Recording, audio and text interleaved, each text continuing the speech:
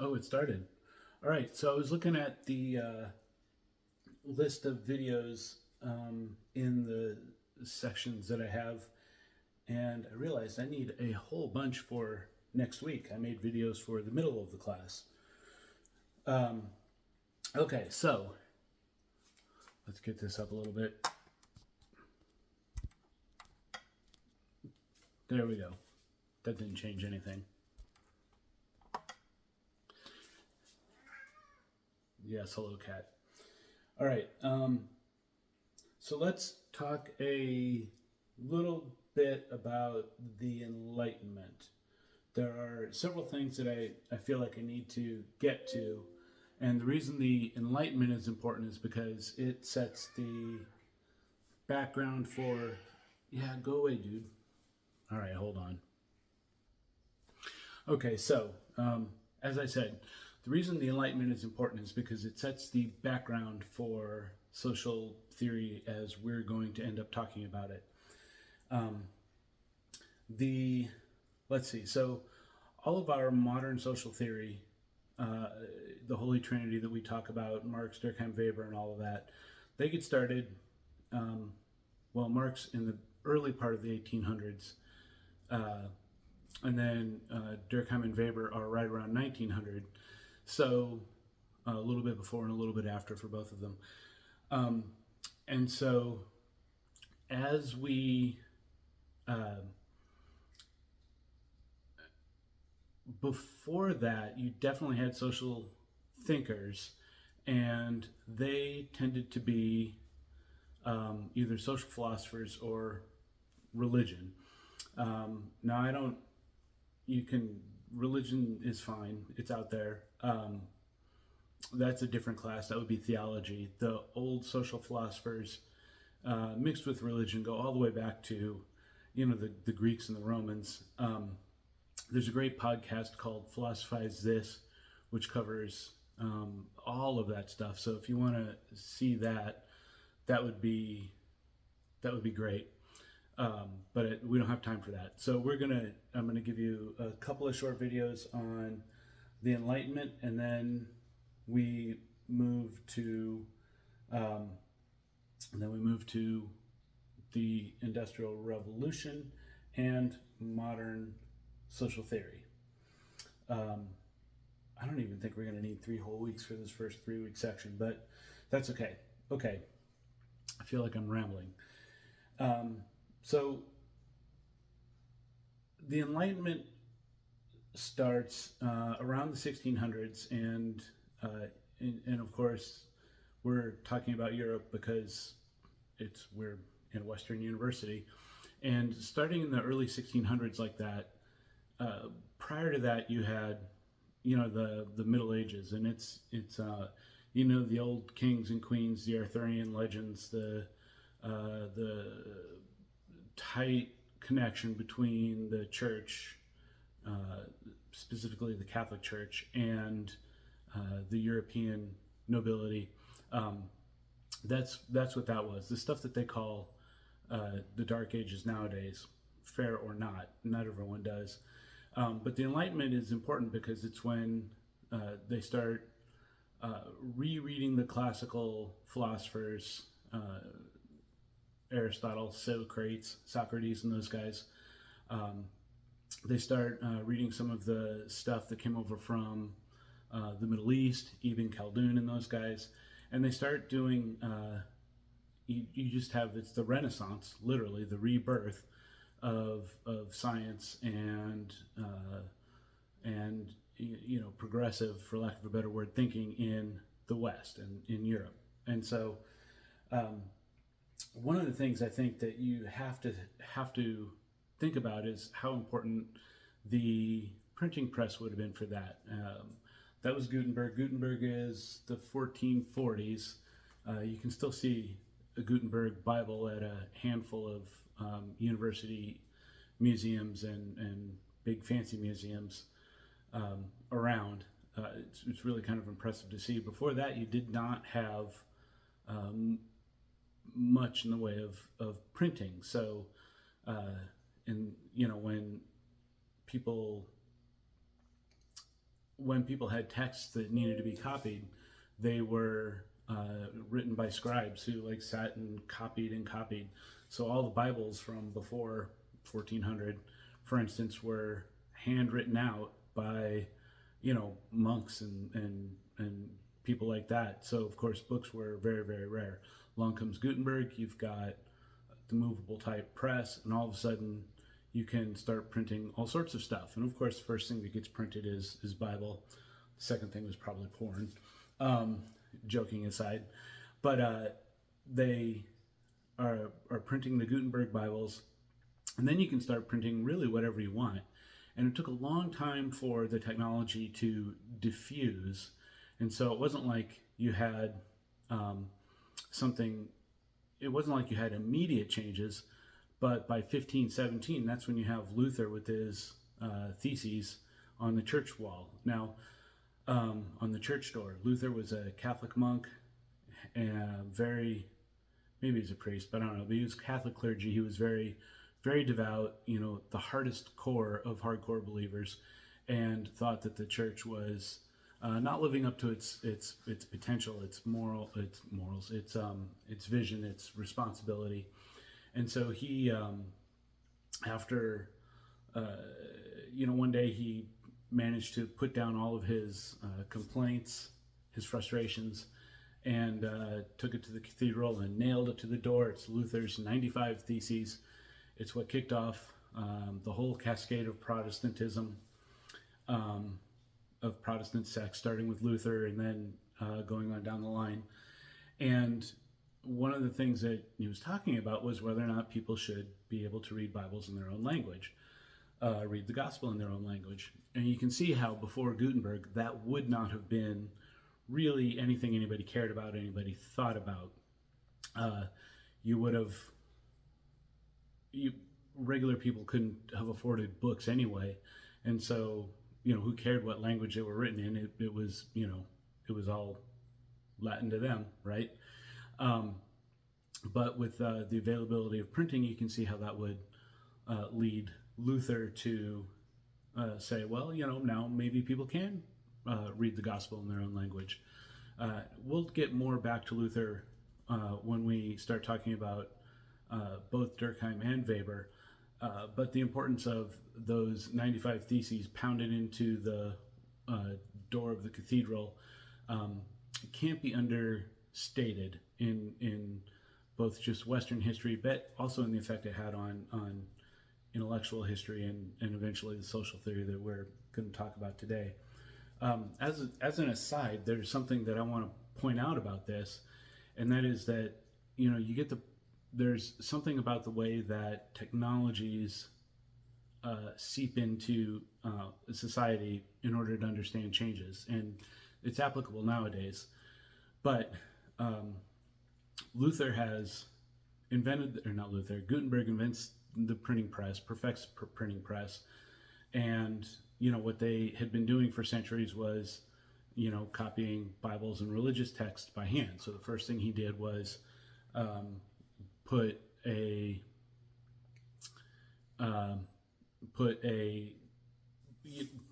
make Bibles with a printing press. There we go, brain fart. And in making what? Just go sit.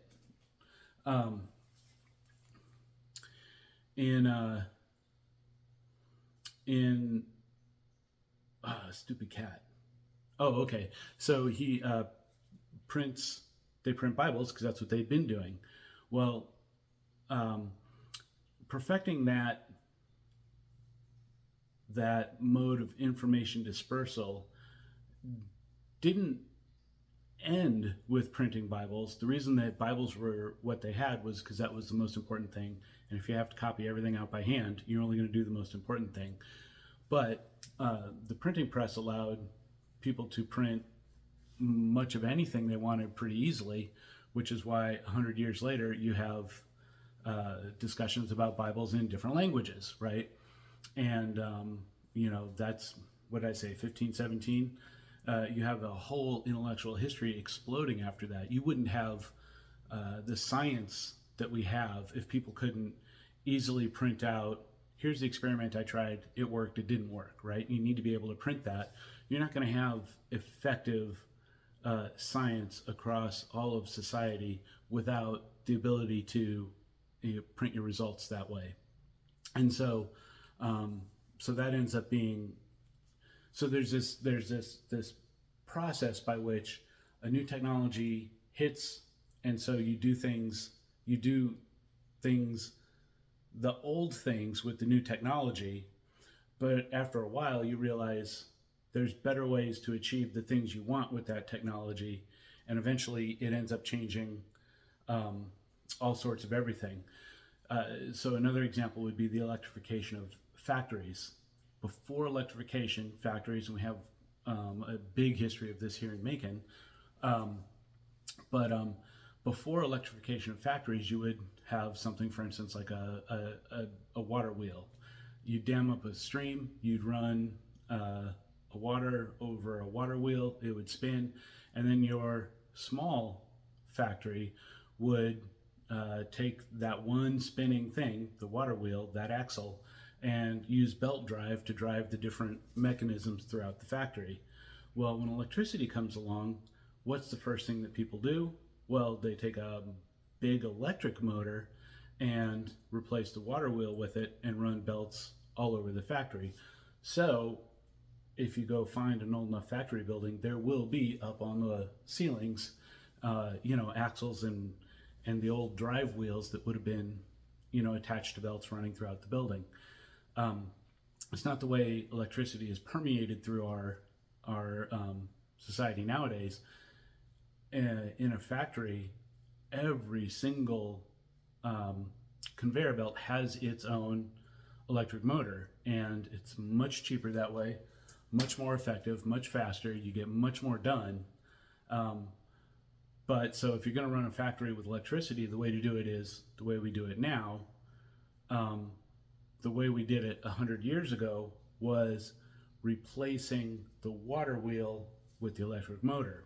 So with the Gutenberg, the first thing they do is print Bibles using a printing press, because that was what they had been doing.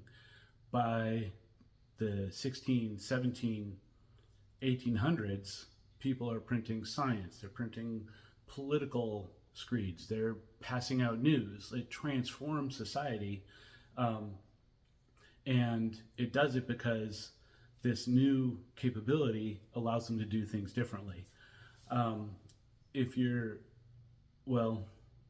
don't know how many of you in the class are my age, but if you recall, when internet shopping was new, it was kind of like, oh, we could buy something online. Isn't that interesting? And so people put up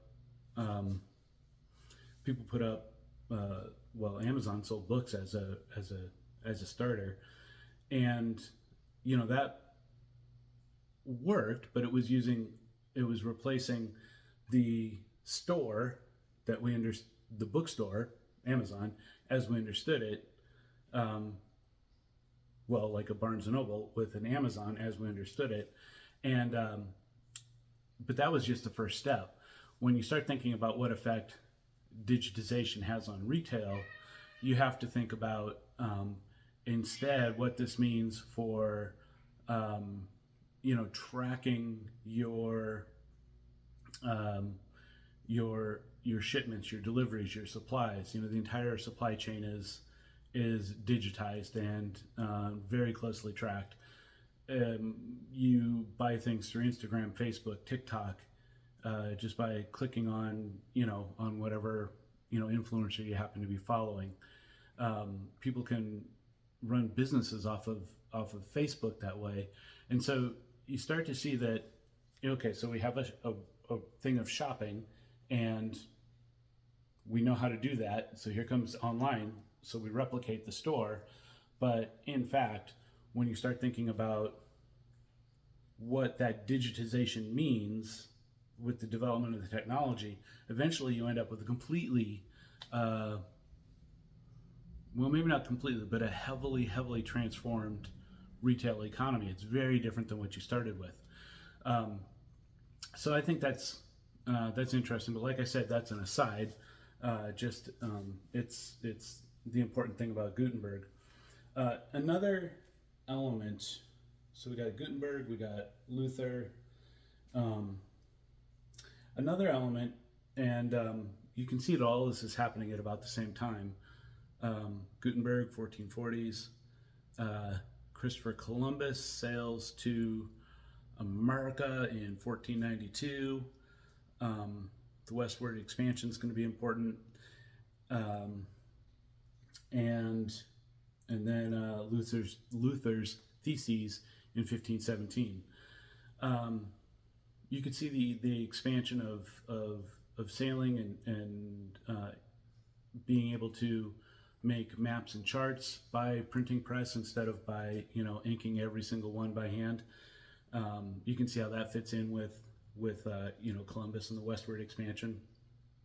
So Europe, starting in the 1400s, as part of that Renaissance, um, they expand their minds, they expand their philosophy. They're reading that. They're starting to do science, and then they go out to see the world, and set off this race for lands and the resources associated with those lands. And the Europeans, essentially just tried to take over the world. In their time period, they would not have seen that as a problem. In terms of whether it was good or bad, there's whole ethics arguments to be had there. From the perspective of social theory in a Western university, it allowed them to see different people, to explore the world. They got to see, they expanded, right?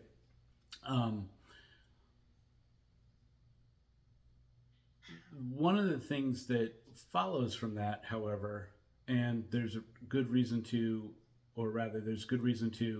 keep this in mind, is because when you get around to some of the conversation nowadays, since the 50s and 60s, you end up with this big discussion of anti-colonialism.